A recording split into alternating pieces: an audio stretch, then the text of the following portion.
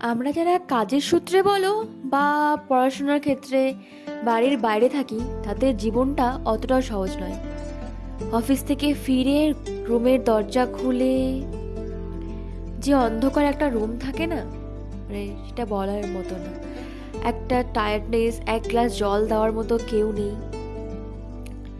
তো আজকে আমি অফিস থেকে ফিরে ভাবছিলাম সেই ভিডিওটা একটু শেয়ার করা যাক।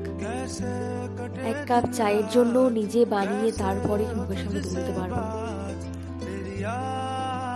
দেন চা খেয়ে রান্না করে বাবার সাথে একটু গল্প করলাম ফোনে।